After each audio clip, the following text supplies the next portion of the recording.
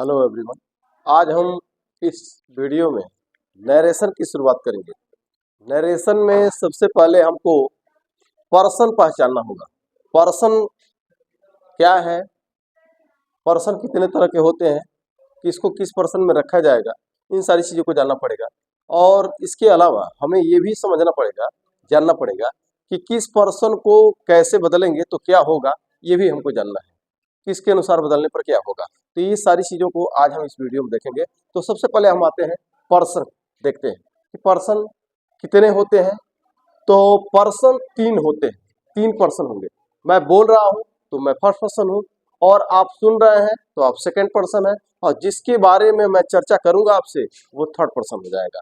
तो हम देखते हैं first person, second person, third person. दूसरी चीज कि पर्सन, एक तो ये कि 3 पर्सन होंगे, first person, second person, third person. और इसके अलावा जो पर्सन होते हैं वो कभी सब्जेक्ट होंगे, जो प्रोनाउन होंगे वो कभी सब्जेक्ट बनेंगे, कभी ऑब्जेक्ट बनेंगे, कभी पॉसेसिव बनेंगे। पॉसेसिव का मतलब जिस शब्द से आपका मेरा अधिकार प्रकट हो, किसी व्यक्ति से किसी वस्तु से संबंध प्रकट हो, तो वो पॉसेसिव हो जाएगा। और एक होगा रिफ्लेक्सिव। रिफ्लेक्सिव का मतलब जब हमारे कार्य का प्रभाव स्वयं हमारे ऊपर पड़े तो वो रिफ्लेक्सिव, उसके लिए जो शब्द हम यूज करेंगे वो रिफ्लेक्सिव हो जाएगा। तो हम इसको शुरू करते हैं। तो सबसे पहले हम आते हैं फर्स्ट पर्सन। फर्स्ट पर्सन में हमने यहाँ पे लिखा है person, first person, second person, third person. फिर मैंने यहाँ पे लिखा है सब्जेक्टिव या नॉमिनेटिव।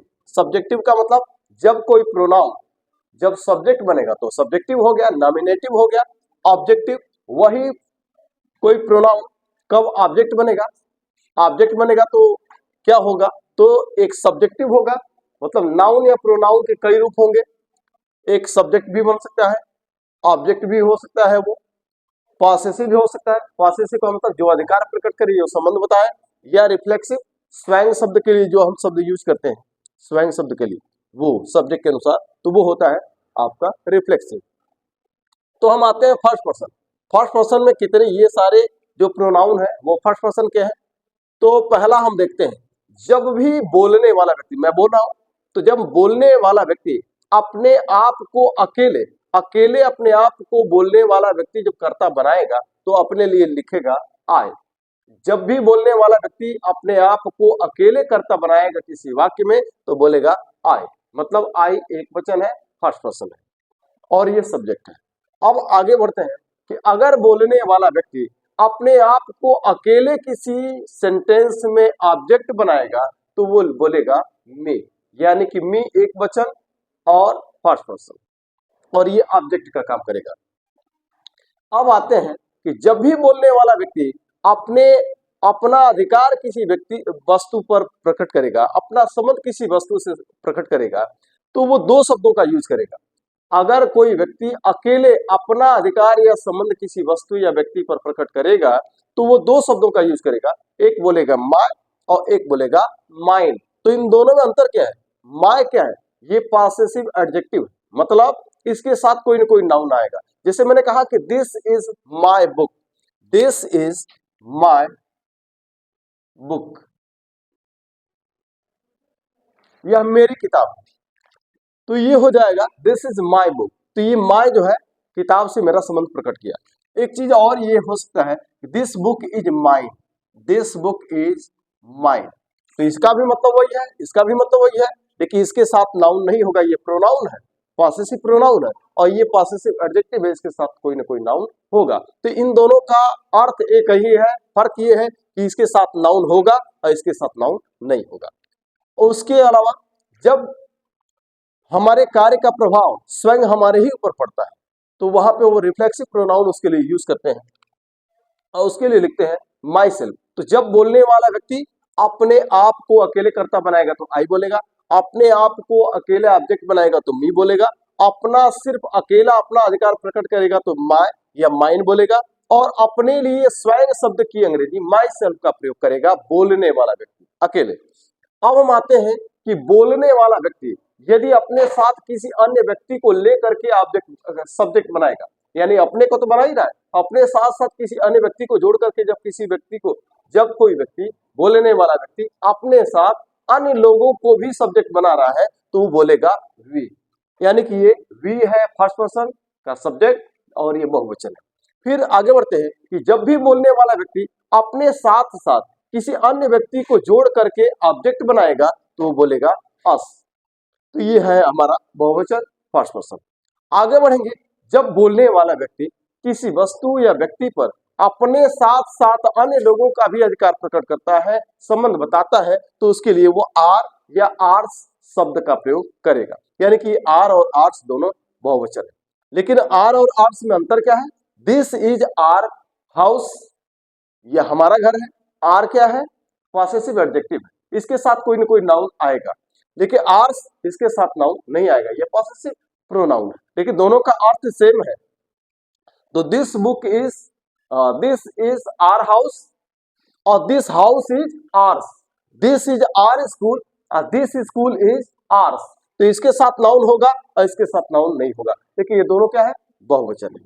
अब आगे आते हैं कि जब बोलने वाला व्यक्ति स्वयं शब्द की अंग्रेजी अपने साथ साथ किसी अन्य व्यक्तियों को के लिए भी, अपने साथ साथ अन्य व्यक्तियों के लिए भी अगर वो स्वयं शब्द के लिए कोई इंग्लिश यूज करेगा तो बोलेगा आर सेल्फ। तो यानी कि ये बहुवचन हो जाएगा।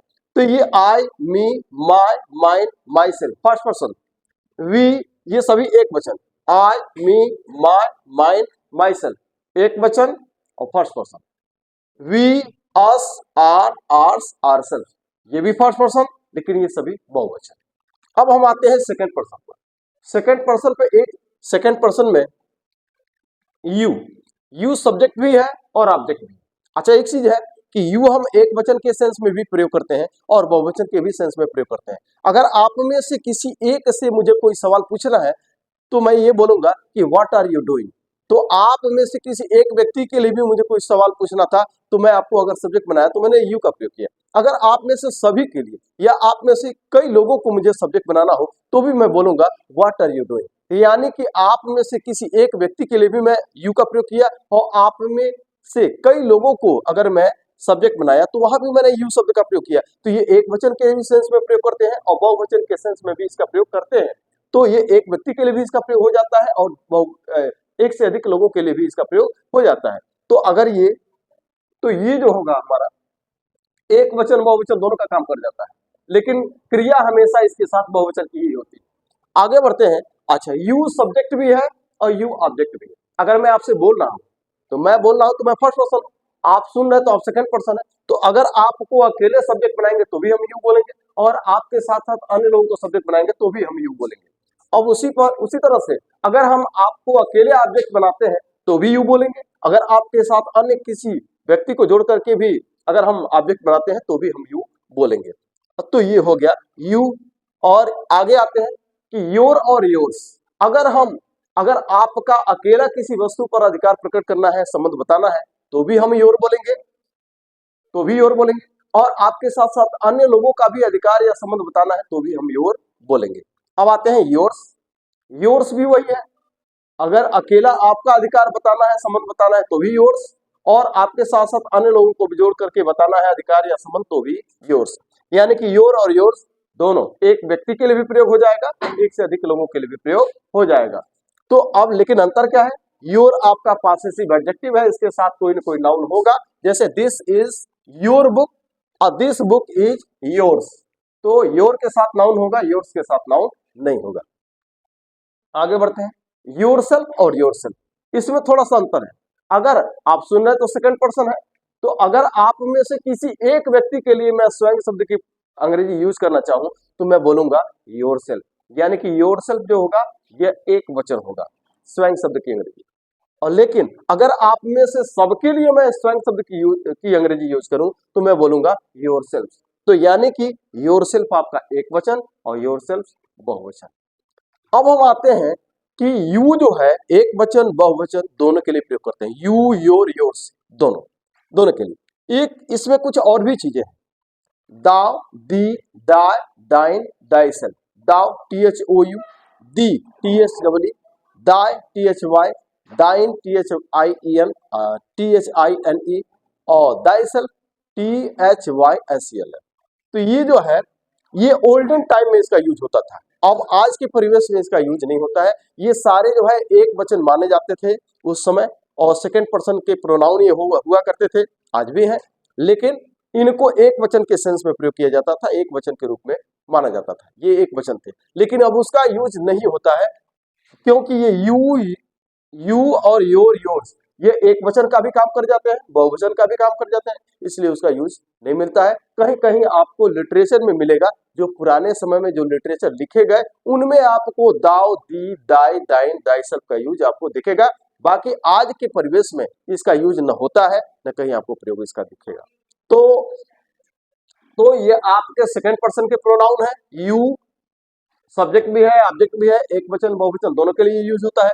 योर और योर्स और योरसेल्फ, यानी कि यू, योर, योर्स, योरसेल्फ, ये सेकंड पर्सन के प्रोनाउन हुए। अब हम आते हैं थर्ड पर्सन। थर्ड पर्सन का मतलब जिसकी चर्चा हम करेंगे आपसे, आप सुन रहे हैं तो आप सेकंड पर्सन है, मैं बोल रहा हूँ मैं फर्स्ट पर्सन हूँ, लेकिन मैं आपसे जिस व्यक्ति की भी, जिस वस्तु की भी चर्चा मैं करूंगा तो वो हो जाएंगे थर्ड पर्सन। तो थर्ड पर्सन में देखिए, अगर किसी एक वचन पुल्लिंग को अगर सब्जेक्ट बनाना हो थर्ड पर्सन में, जिसकी चर्चा कर रहे हैं, अगर वो एक वचन पुल्लिंग है तो उसको सब्जेक्ट बनाएंगे तो ही बोलेंगे, ऑब्जेक्ट बनाएंगे तो हिम बोलेंगे, अगर उसका अधिकार प्रकट करेंगे तो हिज बोलेंगे। इसके साथ नाउन हो भी सकता है हिज के साथ, और नाउन नहीं भी लिख सकते हैं, दिस इज हिज बुक और दिस बुक इज हिज, ऐसे हो सकता है। फिर आते हैं हिमसेल्फ। अगर एक वचन पुल्लिंग के लिए स्वयं शब्द की अंग्रेजी हम यूज करेंगे तो हिमसेल्फ का प्रयोग करेंगे। अब हम आते हैं, एक वचन स्त्रीलिंग है तो एक जिसकी मैं चर्चा कर रहा हूं, अगर वो एक वचन स्त्रीलिंग है तो उसके लिए अगर उसको सब्जेक्ट बनाएंगे तो सी बोलेंगे, ऑब्जेक्ट बनाएंगे तो हर बोलेंगे, अगर उसका अधिकार प्रकट करेंगे, संबंध प्रकट करेंगे तो हर या हर्ष बोलेंगे। अब हर या हर्ष में अंतर क्या है? दिस इज हर बुक और दिस बुक इज हर्ष, यानी कि हर के साथ नाउन होगा और हर्ष के साथ नाउन नहीं होगा। हर्सेल्फ, अगर एक वचन स्त्रीलिंग के लिए अगर हम कोई स्वयं शब्द की अंग्रेजी यूज करना चाहते हैं तो हम उसके लिए हरसेल्फ का प्रयोग करेंगे। हम आते हैं अब बहुवचन के लिए। अगर जिसकी चर्चा कर रहे हैं अगर वो बहुवचन है, अगर जिन लोगों की चर्चा हो रही है वो बहुवचन है, तो बहुवचन के लिए हम दे का प्रयोग करेंगे, सब्जेक्ट बनाएंगे तो दे बोलेंगे, ऑब्जेक्ट बनाएंगे तो देम बोलेंगे, अगर उनका अधिकार प्रकट करेंगे, संबंध प्रकट करेंगे तो देयर या देयर्स बोलेंगे। अब अंतर क्या है देयर और देयर्स में? देयर के साथ नाउन होगा और देयर्स के साथ नाउन नहीं होगा। देयर आपका पॉसेसिव एडजेक्टिव है और देयर्स आपका पॉसेसिव प्रोनाउन है। और अगर बहुवचन के लिए स्वयं शब्द की अंग्रेजी यूज करना है तो हम बोलेंगे देमसेल्व्स। तो ये आपके हुए, तो ही, हिम, हिज, हिमसेल्फ, एक वचन पुल्लिंग third person. She, her, hers, herself, एक वचन स्त्रीलिंग third person. They, them, their, theirs, themselves, third person बहुवचन। अब आते हैं इट। इट किसके लिए प्रयोग होता है? अगर एक वचन संज्ञा है तो अगर जानवर है, पशु पक्षी है, अगर एक वचन है उसके लिए भी इट का प्रयोग करते हैं, अगर वो निर्जीव है तो भी उसके लिए इट का प्रयोग करते हैं। तो इट सब्जेक्ट भी है, ऑब्जेक्ट भी है, पॉसेसिव इट्स हो जाता है, और उसका अगर रिफ्लेक्सिव यूज करना है स्वयं शब्द की अंग्रेजी तो हम इटसेल्फ यूज करते हैं। नाउन, नाउन भी थर्ड पर्सन माना जाता है। तो ये सारे प्रोनाउन हुए, इनको पहचानना हमारे लिए जरूरी है। आगे देखते हैं कि जब पर्सन हम चेंज करते हैं तो पर्सन किसको कब चेंज करेंगे, किसके अनुसार चेंज करेंगे, ये हम आगे पढ़ेंगे। लेकिन इसकी एक लिस्ट मैंने यहाँ पे दिया है कि किसको किसके अनुसार चेंज करने पर क्या हो जाता है। तो जरा देखिए, अगर हम आई को चेंज करें, आई को अगर हम यू के अनुसार चेंज करेंगे, देखिएगा, अगर आई को यू के अनुसार चेंज करेंगे तो यू होगा। हिम, ही या एक वचन पुल्लिंग के अनुसार चेंज करेंगे तो ही होगा। सी और एक वचन स्त्रीलिंग के अनुसार चेंज करेंगे तो सी होगा, और दे के अनुसार इसको चेंज नहीं करना है। उसी तरह से मी को अगर यू के अनुसार चेंज करेंगे तो यू होगा, ही और एक वचन पुल्लिंग के अनुसार चेंज करेंगे तो हिम होगा, सी और एक वचन स्त्रीलिंग के अनुसार चेंज करेंगे तो हर होगा। और अगर माय को अगर यू के अनुसार चेंज करेंगे तो योर होगा, ही और एक वचन पुल्लिंग के अनुसार चेंज करेंगे तो हिज हो जाएगा, सी और एक वचन स्त्रीलिंग के अनुसार चेंज करेंगे तो हर हो जाएगा। फिर उसी तरह से आते हैं माइन। माइन को अगर यू के अनुसार चेंज करेंगे तो योर्स होगा, ही और एक वचन पुल्लिंग के अनुसार चेंज करेंगे तो हिज हो जाएगा, सी और एक वचन स्त्रीलिंग के अनुसार चेंज करेंगे तो हर्ष हो जाएगा। अब उसी तरह माई सेल्फ को यू के अनुसार चेंज करेंगे तो योर सेल्फ होगा, ही और एक वचन पुल्लिंग के अनुसार चेंज करेंगे तो हिमसेल्फ होगा, सी और एक वचन स्त्रीलिंग के अनुसार चेंज करेंगे तो हर सेल्फ होगा।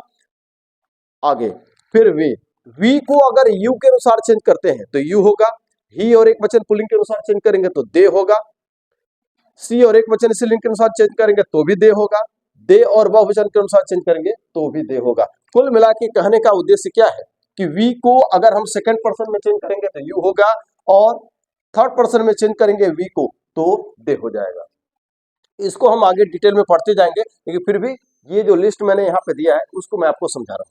अब वी है तो वी को यू के अनुसार चेंज किया तो यू, ही और एक वचन पुल्लिंग के अनुसार दे, सी और एक वचन स्त्रीलिंग के अनुसार दे और बहुवचन के अनुसार भी दे। उसी तरह से अस को अगर यू के अनुसार चेंज करेंगे तो यू, ही और एक वचन पुल्लिंग के अनुसार चेंज करेंगे तो देम, और सी और एक वचन स्त्रीलिंग के अनुसार करेंगे तो भी देम, और दे और बहुवचन के अनुसार चेंज करेंगे तो भी देम।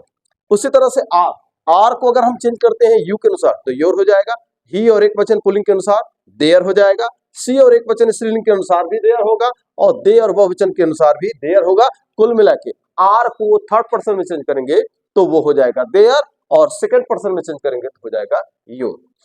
अब आते हैं आर्स। आर्स को अगर हम चेंज करेंगे यू के अनुसार अगर चेंज करेंगे तो योर्स होगा, और अगर ही और एक वचन पुल्लिंग के अनुसार करेंगे तो देयर्स होगा, सी और एक वचन स्त्रीलिंग के अनुसार देयर्स होगा, फिर दे और बहुवचन के अनुसार भी देयर्स होगा। तो कुल मिला के आर्स को सेकंड पर्सन में चेंज करेंगे तो दे योर्स होगा, और अगर थर्ड पर्सन में चेंज करेंगे तो देयर्स होगा। अब हम आते हैं आरसेल्व्स। ये रिफ्लेक्सिव प्रोनाउन है फर्स्ट पर्सन का। तो आरसेल्व्स को अगर यू के अनुसार चेंज करेंगे तो योरसेल्व्स होगा, ही और एक वचन पुल्लिंग के अनुसार चेंज करेंगे तो देमसेल्व्स होगा, सी और एक वचन स्त्रीलिंग के अनुसार चेंज करेंगे तो भी देमसेल्व्स होगा, दे और बहुवचन के अनुसार करेंगे तो भी देमसेल्व्स होगा। तो कुल मिला के आरसेल्व्स को अगर सेकंड पर्सन में चेंज करेंगे तो योरसेल्फ होगा, और थर्ड पर्सन में चेंज करेंगे तो देमसेल्व्स होगा। अब हम आते हैं change in second person. Second person को चेंज करेंगे तो कब क्या होगा? देखिए, यू आपका सब्जेक्ट भी होता है और ऑब्जेक्ट भी होता है। अगर यू वर्ब के पहले है तो सब्जेक्ट है, और वर्ब के बाद है तो ऑब्जेक्ट है। तो अगर वो सब्जेक्ट है तो कुछ और होगा, अगर ऑब्जेक्ट है तो उसको चेंज करने पर कुछ और होगा।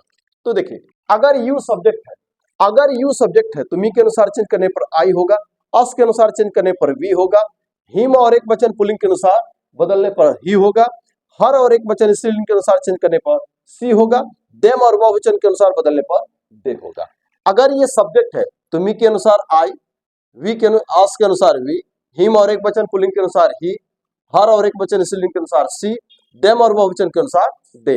अब हम आते हैं यू अगर ऑब्जेक्ट है तो, अगर ऑब्जेक्ट है तो मी के अनुसार मी, अस के अनुसार अस, हिम और एक वचन पुल्लिंग के अनुसार हिम, हर और एक वचन स्त्रीलिंग के अनुसार हर, देम और बहुवचन के अनुसार देम। आगे अगर योर को चेंज करें तो योर को मी के अनुसार चेंज करने पर माय, अस के अनुसार चेंज करने पर आर, हिम और एक वचन पुल्लिंग के अनुसार हिज, हर और एक वचन स्त्रीलिंग के अनुसार हर, देम और बहुवचन के अनुसार देयर। आते हैं योर्स को मी के अनुसार चेंज करने पर माइन, अस के अनुसार चेंज करने पर आर्स, हिम और एक वचन पुल्लिंग के अनुसार हिज, हर और एक वचन स्त्रीलिंग के अनुसार हर, देम और बहुवचन के अनुसार देयर। उसी तरह से योरसेल्फ को मी के अनुसार चेंज करने पर माई सेल्फ, अस के अनुसार चेंज नहीं करना, हिम और एक वचन पुल्लिंग के अनुसार करने पर हिमसेल्फ, हर और एक वचन स्त्रीलिंग के अनुसार करने पर हर सेल्फ, देम और बहुवचन के अनुसार अगर चेंज करते हैं नहीं, देम के अनुसार ये चेंज नहीं होगा। अब आते हैं योरसेल्व्स को चेंज करना है अगर अस के अनुसार तो हो जाएगा आरसेल्व्स, और देम के अनुसार देमसेल्फ। अब आप सोचेंगे कि ये बीच में ब्लैंक मैंने क्यों छोड़ा है, यहाँ पे ब्लैंक मैंने क्यों छोड़ा है? ब्लैंक इसलिए छोड़ा है कि इसको इसके अनुसार बदलने की जरूरत आपको नहीं पड़ेगी, इसको इनके अनुसार बदलने की जरूरत नहीं पड़ेगी। उसी तरह से योरसेल्फ को इसके अनुसार बदलने की जरूरत नहीं पड़ेगी। तो जिसकी जरूरत है उसको मैंने लिखा है।